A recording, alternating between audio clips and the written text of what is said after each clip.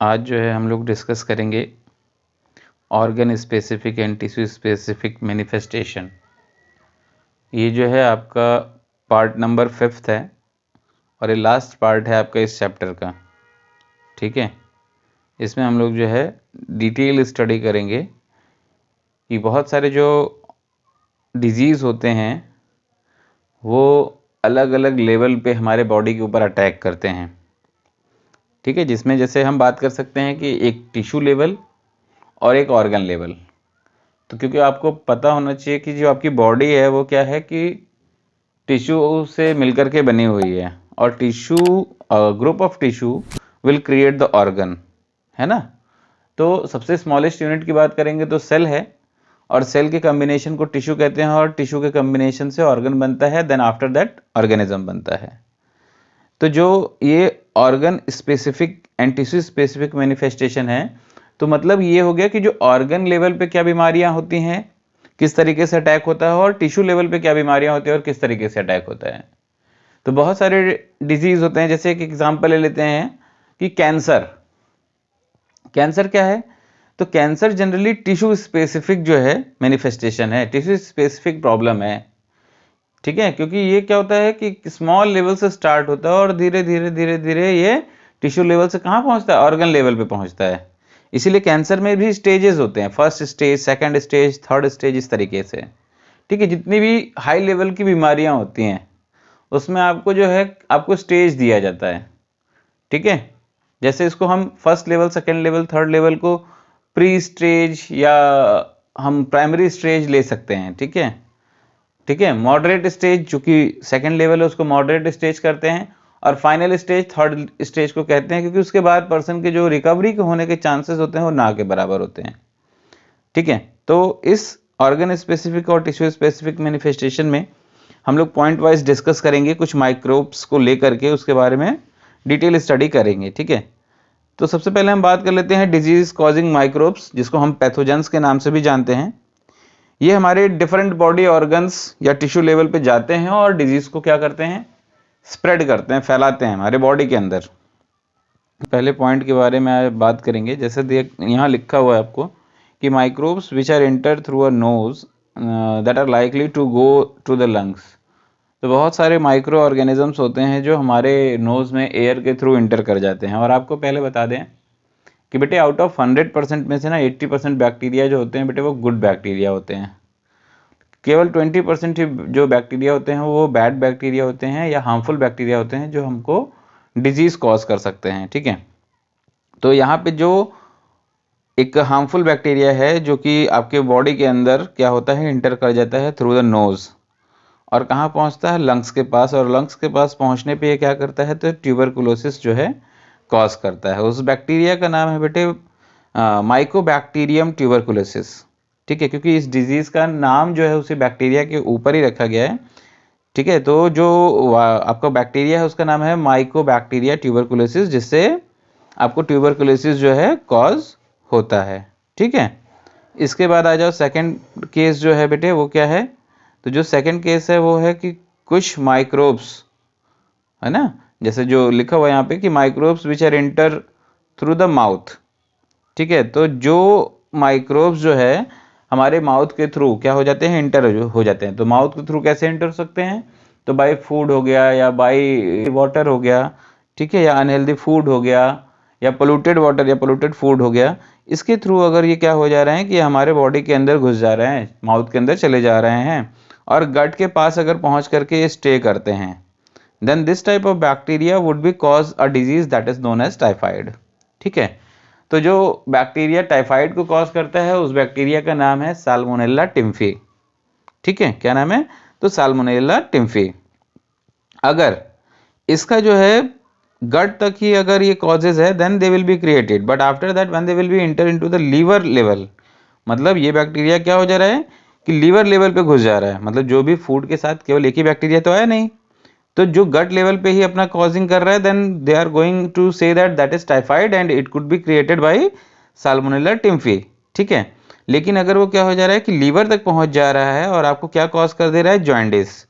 ठीक है, तो जो अगर जॉइंडिस कॉज कर रहा है तो इसमें साल्मोनेला टिम्फी का ही रोल है। ठीक है, ये क्या करता है, तो ये जो वेस्ट मटेरियल है, जो आपके फूड के वेस्ट मटेरियल है बेटे, उसको क्या करता है कि ये एक्टिवेट कर देता है ताकि जो ये वेस्ट मटेरियल आपके लीवर तक जाए और लीवर को आपको डैमेज करने लगे।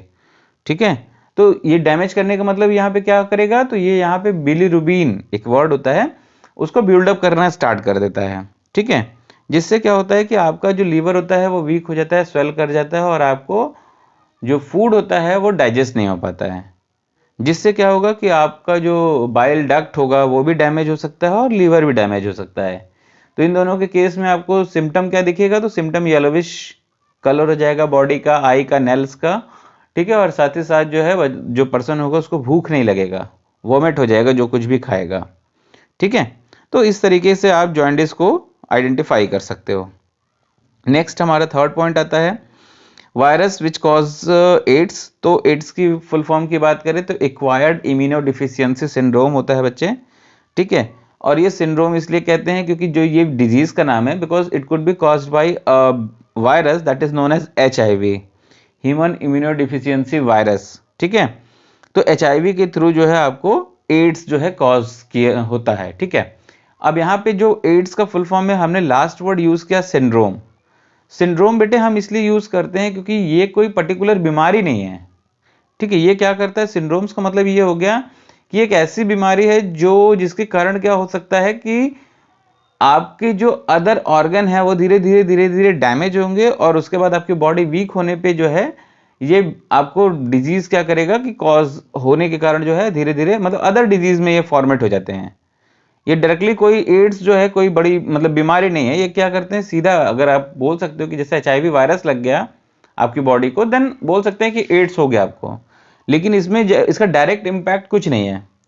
इसका डायरेक्ट इम्पैक्ट ना होने के कारण जो है इसको हम सिंड्रोम बोलते हैं, क्योंकि इसमें क्या होगा कि आपकी बॉडी का इम्यून सिस्टम वीक होता है, और जिससे बॉडी ऑर्गन या टिश्यू लेवल पे या ऑर्गन लेवल पे, दोनों लेवल पे क्या होते हैं आपके डैमेज होने स्टार्ट होते हैं। और आपका इम्यून सिस्टम जब तक बेटर होगा तब तक जो है बेटे आपको कोई प्रॉब्लम नहीं आएगी। जब डैमेज हो जाएगा देन आफ्टर दैट धीरे धीरे आपके ऑर्गन्स या टिश्यू लेवल डैमेज होंगे, देन आफ्टर दैट आपको डिजीज होगी और पर्सन में बी डाई। ठीक है, तो इसमें पूरा पूरा रोल जो होता है वो आपके इम्यून सिस्टम का होता है। ठीक है, और इसमें आपको एक और वर्ड देखने को मिल रहा होगा कि how could be get to transmitted. So it could be transmitted by many ways. First one by sexual contact, second one by transmitting to the newborn baby from the mother, third one by transfusion of the infected person blood, और fourth one at the time of sucking of milk to the baby from the mother. ठीक है, ये 4 option होते हैं जिसके through ये क्या हो सकता है कि ट्रांसमिट हो सकता है। इसके बाद नेक्स्ट एक और वायरस की बात करते हैं जिसको हम लोग जापानीज इंसेफेलाइटिस का नाम देते हैं, जिसको ब्रेन फीवर के नाम से जानते हैं बेटे। ठीक है, और ये ब्रेन फीवर क्या है, तो ये जनरली वायरल फीवर होता है जिसको हम लोग चमकी बुखार भी बोलते हैं। गाँव में अगर आप जाओगे तो आपको मिलेगा ये वर्ड चमकी बुखार।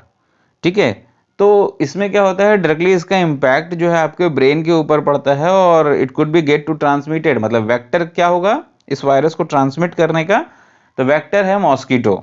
ठीक है, जो ये मॉस्किटो क्या करता है इस वायरस को ट्रांसमिट करता है from the infected person to the healthy person, और इसके बाद ये क्या होता है डायरेक्टली अफेक्ट करता है पर्सन के ब्रेन पे, इन्फेक्टेड पर्सन के ब्रेन पे। ठीक है, तो इस तरीके से बच्चे जो है ये आपकी स्लाइड कंप्लीट होती है। ठीक है, अगर आपको इस स्लाइड में कोई भी डाउट हो then you people have to go on the comment and tell me about it. ठीक है, आगे बढ़ते हैं। So now we are going on the treatment. तो जैसे आपको एक कहानी एक स्लोगन बोला जाता है कि prevention is better than cure. ठीक है, prevention is better than cure. So means कि जो आपको ट्रीटमेंट की बात कर रहे हैं हम, तो ट्रीटमेंट की ज़रूरत ही ना पड़े, ऐसा हमारा जो फूड हो, ऐसा डाइट हो, और ऐसी हमारी लाइफ स्टाइल या एक्टिविटी हो जिससे हमको इन सब की ज़रूरत ही ना हो। अप्रॉक्स 90% केस में तो हमको कोई बीमारी पता ही ना चले कि नहीं कुछ हो रहा है। ठीक है, ठीक है, तो हमको ज़रूरत ही ना हो कि भाई हमको जो है प्रॉब्लम आए। ठीक है, इसलिए क्या करना चाहिए कि आपकी जो डाइट हो वो बैलेंस डाइट हो, प्रॉपर एक्सरसाइज हो, और सबसे बड़ी चीज़ कि मेंटली आपको कोई किसी भी तरीके का स्ट्रेस ना हो। ठीक है, अब आ जाओ बेटे प्रिंसिपल ऑफ ट्रीटमेंट की बात, क्योंकि ये सारी चीज़ें जो हैं तब फॉलो होंगी जब हमारे पास कोई बीमारी ना हो और हमारे पास सफिशिएंट अमाउंट में पैसे हो, सफिशिएंट अमाउंट में वर्क हो, सफिशिएंट अमाउंट में रिलैक्सेशन का टाइम हो, तो हम जो है सारी चीज़ें मेंटेन कर सकते हैं। Okay, so now coming on the topic principle of treatment.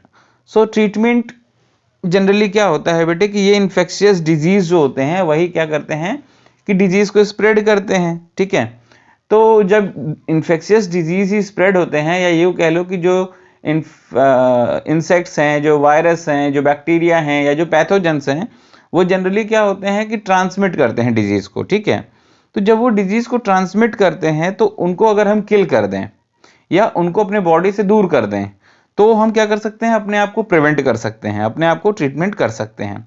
ठीक है, तो दो तरीके हैं जिसमें जिससे कि हम अपने आप को बहुत 90% केस में सेव कर सकते हैं। ठीक है, तो पहला तरीका यही है। पहले हम लोग थोड़ा सा स्टेटमेंट पे आ जाते हैं कि the treatment of infectious disease consist of the 2 steps, you people have to know very well.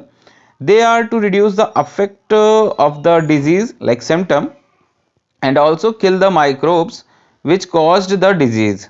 ठीक है, okay, so now again the treatment of infectious disease consists of 2 steps. They are to reduce the effect of the disease, that is also known as the symptom, to kill the microbes which caused the diseases. तो इसमें क्या है कि दो तरीके हैं बच्चे। ठीक है, रिड्यूस करने को, किसी भी डिजीज के सिम्टम्स को या डिजीज को ही रिड्यूस करने के दो तरीके हैं। पहला तरीका तो यही है कि क्या कर दो, डिजीज को किल कर दो। ठीक है, डिजीज को किल कर दो। डिजीज को किल करने का मतलब जो डिजीज कॉजिंग माइक्रोब्स हैं उसको किल कर दो। तो जब उसको किल कर दिया मतलब डिजीज किल हो गया। और दूसरा एक ये तरीका है कि जो उसके सिम्टम आपको दिख रहे हैं उसको आपने क्या कर दिया, रिड्यूस कर दिया या फिनिश कर दिया, कंप्लीट कर दिया। तो पहला पॉइंट यही कहता है कि to reduce the affects of the disease, जो डिजीज का सिम्टम आपको दिख रहा है उसको आप क्या कर दो, खत्म कर दो। जैसे मान लो किसी बंदे को पेन है, बॉडी में पेन है, तो आपने उसको क्या कर दिया, पेन किलर दे दिया। अभी जैसे पेन किलर दोगे तो आपकी उसके बॉडी से पेन का क्या हो जाएगा, काम तमाम हो जाएगा। तो जैसे पेन खत्म हो गया, देन आफ्टर दैट उसको क्या हो गया, रिलैक्सेशन मिल गया। अब आपके मतलब उसके हिसाब से क्या हो गया, उसके हिसाब से हो गया कि डिजीज फ्री हो गया वो बंदा।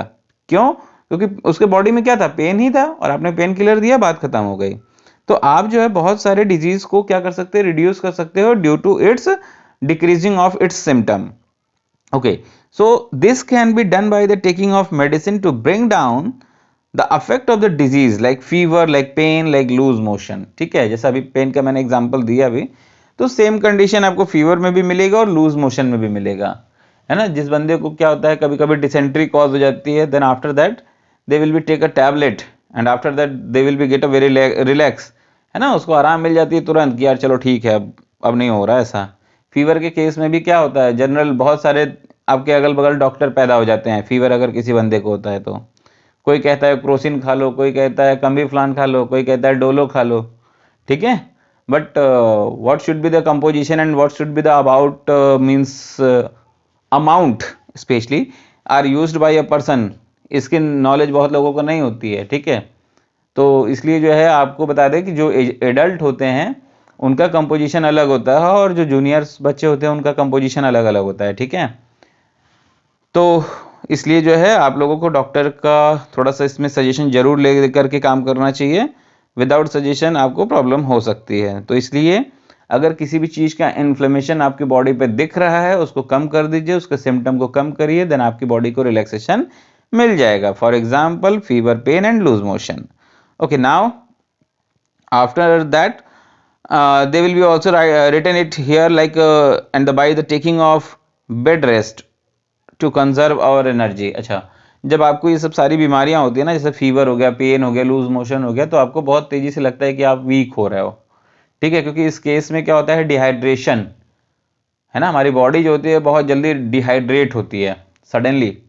तो इस केस में हमको दो काम करने चाहिए। तो पहला तो मोस्ट इंपॉर्टेंट थिंग्स है रिलैक्सेशन। अगर आपको कोई भी बीमारी है, ठीक है, तो आपको निश्चित तौर पे आपको आराम करना चाहिए, क्योंकि उस समय नंबर्स ऑफ सेल्स के डिक्रीज होने के चांसेस बहुत बढ़ जाते हैं और जो फॉर्मेट सेल होते हैं उनके नंबर रिड्यूस हो जाते हैं। इससे आपकी बॉडी में वीकनेस आने लगता है, लैक ऑफ वाटर, तो डिहाइड्रेशन भी आपको कॉज होने लगता है, सॉल्ट इम्बैलेंस होने लगता है, देन आपको प्रॉब्लम आने लगती है। इसीलिए डॉक्टर आपको तुरंत प्रिस्क्राइब करता है ORS। ORS मतलब ओरल रिहाइड्रेशन सोल्यूशन, ठीक है। इसके जो है देखा होगा आपके घर में भी बनाते हैं, नींबू नमक चीनी पानी का घोल जो बनाते हैं ना, that is only the concentration different but same way about the ORS, ठीक है। क्योंकि उसका कंसंट्रेशन जो है एकदम एग्जैक्ट होता है, क्योंकि उसको मेजर करके करते हैं। बट आपके यहाँ क्या है कि आधा नींबू डाल दो, 1 चम्मच चीनी डाल दो, 1 चम्मच नमक डाल दो और शेक कर दिया, ठीक है। तो किसका चम्मच कैसा है, नो आइडिया, है ना। किसी की साइज बड़ी हो गई, किसी की छोटी हो गई, ठीक है।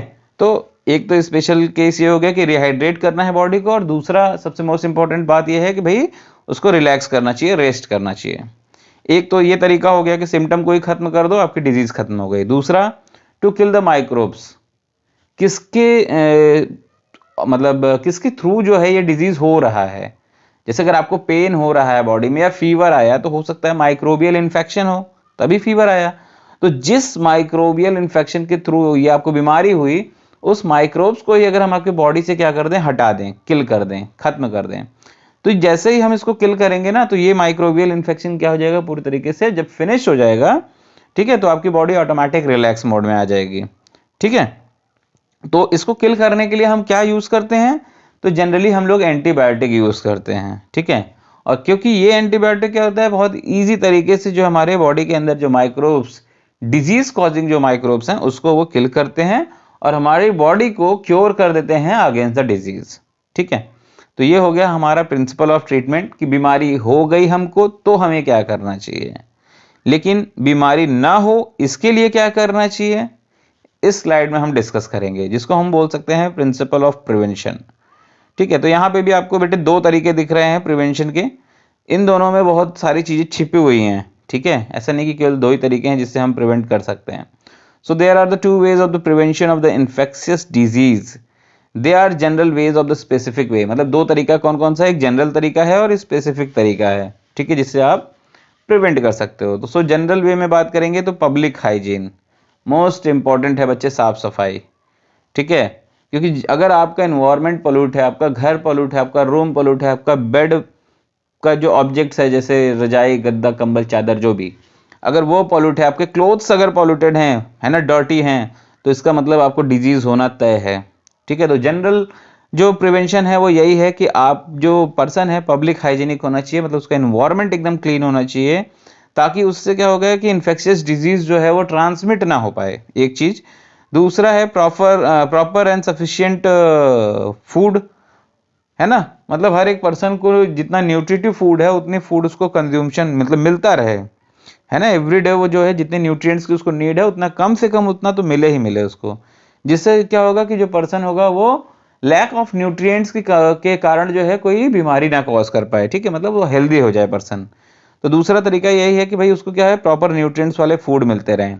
थर्ड वन, वही हाइजीन की फिर से बात करते हैं, तो air born diseases can be prevented by the living in condition. मतलब कोई भी जो एयर बॉर्न डिजीज मतलब एयर के द्वारा होने वाली जो बीमारियां हैं उसको क्या कर सकते हैं, हम कंट्रोल कर सकते हैं। कैसे कर सकते हैं, अपने इन्वायरमेंट को क्लीन करके। कैसे क्लीन करेंगे, तो प्लांटिंग कर सकते हैं बेटे, ठीक है, और ऐसे फ्रेश एयर में पूरी कोशिश करें रहने की जहां बहुत ज़्यादा क्राउड ना हो, ठीक है। लेकिन हमारे यहाँ थोड़ा सा सिस्टम अलग है, जब सारी चीज़ें आपके अनुकूल होती हैं then you people have to go on the way. For example के केस में, अगर शिवरात्रि के दिन जिसको भी देखो वो शंकर जी के दर्शन करता है और वो उसी शंकर जी के दर्शन करेगा जहां लाखों लोग पहुंचते हैं, फॉर एग्जाम्पल विश्वनाथ मंदिर, जबकि उनके बगल में शंकर जी की मूर्ति है, सारी चीजें हैं, but it could not be go on their, है ना। पता नहीं क्यों हमको लगता है वो छोटे शंकर हैं और बाकी बड़े शंकर होंगे, तो इसलिए ऐसा कुछ सीन है, बट मेरे ख्याल से भगवान हर जगह है और सेम है, ठीक है। तो अगर इस तरीके की सिचुएशन आती है तो ओवर क्राउडेड नहीं होना चाहिए, या आप जिस पॉपुलेशन में रह रहे हो वहां पे भी अगर ओवर क्राउडिंग है तो कहीं ना कहीं एयर में क्या होगा, कंटामिनेशन देखने को मिलेगा। इसीलिए बच्चे देखा होगा कि हमारा जब दिवाली सीजन आना होता है तो बहुत सारे न्यूज़ चैनल और मीडिया वाले गवर्नमेंट सब एक्टिव हो जाते हैं और आपको जो है एयर क्वालिटी शो करना स्टार्ट कर देते हैं कि यहाँ पे एयर क्वालिटी इतनी गंदी है, यहाँ पे इतनी गंदी है ना। दिल्ली में जो है आपके जब गेहूं की पैदावार खत्म हो जाती है तो उसके बाद जो ग्रास होते हैं ड्राई, तो उसको जो है वो क्या करते हैं, बर्न करते हैं, ठीक है। तो जिसको पराली बोलते हैं बेटे, उससे भी बहुत ज़्यादा अमाउंट में क्या होता है, धुआं निकलता है। तो लोग बोलते हैं कि इससे एयर क्वालिटी इंडेक्स जो है वो क्या हो रहा है, डैमेज हो रहा है, खराब हो रहा है, ठीक है। तो इस तरीके से क्या होता है, ठीक है। तो एयर क्वालिटी इंडेक्स क्या हो रहा है, खराब हो रहा है। तो इसका मतलब ये हो गया बेटे कि हमको क्या करना है, मैनेज करना है। कैसे मैनेज करना है कि ऐसी जगहों पे, ओवर क्राउडेड एरियाज में आपको जाना ही नहीं चाहिए, और जा भी रहे हो then go to for a very less time. ऐसा नहीं कि बहुत ज़्यादा लंबे समय के लिए वहाँ गए तो रुके, ठीक है, गए और काम हुआ चले आए। इससे क्या होगा कि आपका वहाँ पे जो, अगर एयर जो क्राउडेड नहीं है जगह, तो वहाँ पे जो एयर क्वालिटी होगी जब भी होगी द बेस्ट होगी as compare to crowded area के। सेकेंड केस में आ जाओ, water and borne diseases can also be prevented by providing the safe drinking water. मतलब कि जो पीने वाला पानी है वो जितना साफ सुथरा होगा बच्चे, उतना आपके लिए बेनिफिट है। तो अभी क्वेश्चन ये भी आ जाता है कि सर क्या इसका मतलब हम लोग हमेशा जो है फिल्टर वाटर यूज करें?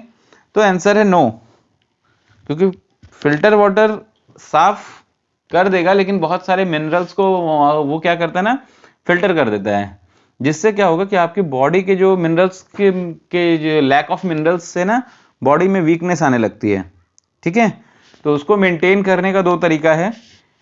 एक तरीका यह है कि आप रेगुलर या पूरी तरीके से फिल्टर वाटर पे मत डिपेंड हो, और दूसरा तरीका यह है कि अगर आप फिल्टर वाटर रेगुलर यूज करते हो या कहीं और कुछ नहीं यूज करते हो, तो उस फिल्टर वाटर को आप क्या कर दो कि फिल्टर से निकाल करके एक पॉट में रख दो।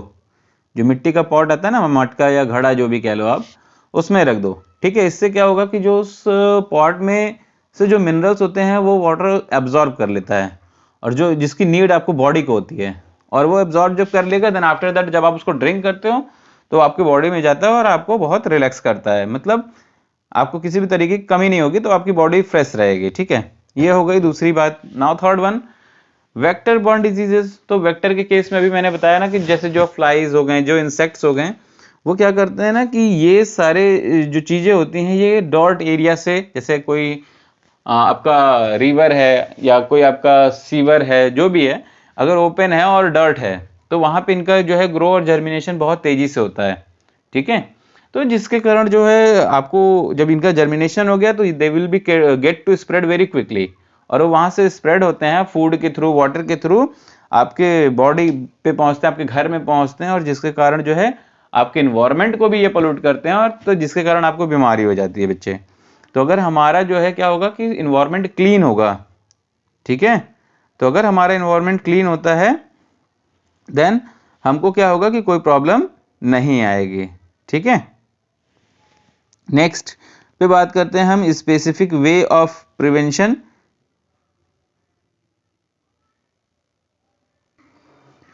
स्पेसिफिक वे ऑफ प्रिवेंशन में हम जो बात करेंगे वो ये बात करेंगे कि भाई ये तो हो गया जनरल तरीका कि हमने इन्वायरमेंट को क्लीन कर दिया, सारी चीज़ें सैनिटाइज कर दी, देन हम जो है प्रिवेंटेड हो गए। लेकिन कुछ ऐसी भी चीज़ें हैं जो कि एक लेवल से ऊपर थोड़ी होती हैं, जिसको आपको करना जरूरी होता है। इससे क्या होगा कि आप एक लाइफ लॉन्ग जो है अपने आप को सर्वाइव करोगे विदाउट एनी डिजीज।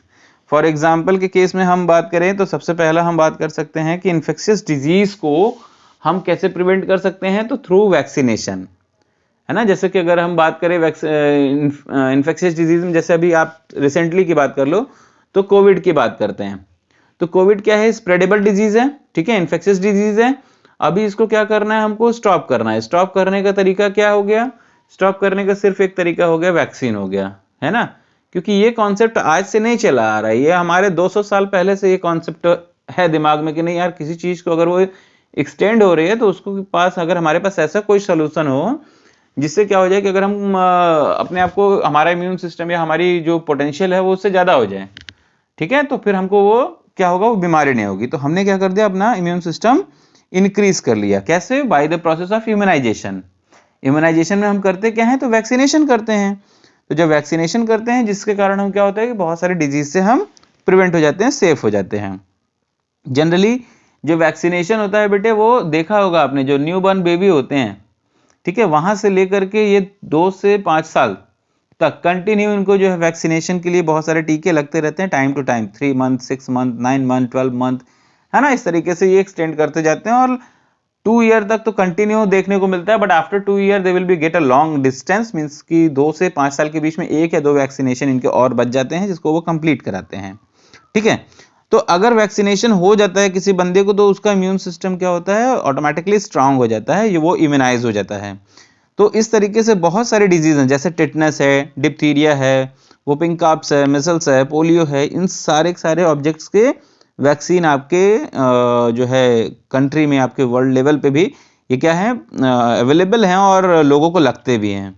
ठीक है, तो इस तरीके से ये आपका फर्स्ट पैराग्राफ कंप्लीट हुआ। Now next one, our body has to immunize our immune system which fights the microbial infection. ये क्या होता है, जब हमको इम्यून सिस्टम हमारा स्ट्रांग होता है थ्रू वैक्सीनेशन, तो ये वैक्सीनेशन के दौरान क्या करते हैं कि हमारी बॉडी जो अगेंस्ट जो कि बीमारी फैलाने वाली जो डिजीज होती, मतलब कह सकते हो माइक्रोब्स होते हैं, उनके अगेंस्ट में फाइट करते हैं। ठीक है, और फाइट करने के बाद उनसे लड़ते हैं और उनको किल कर देते हैं, जिसके कारण जो है वो हमारे बॉडी के ऊपर उनका कोई इम्पैक्ट देखने को और नहीं मिलता है, फर्स्ट थिंग। और सेकेंड टाइम वो कभी आ भी नहीं सकते हैं, क्योंकि एक चीज होती है ना, जैसे किसी चीज को बता दो कि भाई वहां नहीं जाना है, ठीक है, किसी बंदे को बोलो, छोटे बच्चे को, कि वहां नहीं जाना है, तो वो क्या करता है, जानबूझ के जाता है कि आखिर ऐसा क्या है कि लोग मना कर रहे हैं, और जब जाता है और वाकई में गिर जाता है वहां पे, ठीक है, फिर दोबारा उसको बोलने की जरूरत ही नहीं है, मत बोलो, वो जाएगा ही नहीं, क्योंकि पता है उसको कि जाएंगे तो फिर गिर जाएंगे। ठीक है, तो उसी तरीके से वैक्सीनेशन का केस है कि एक बार अगर उसको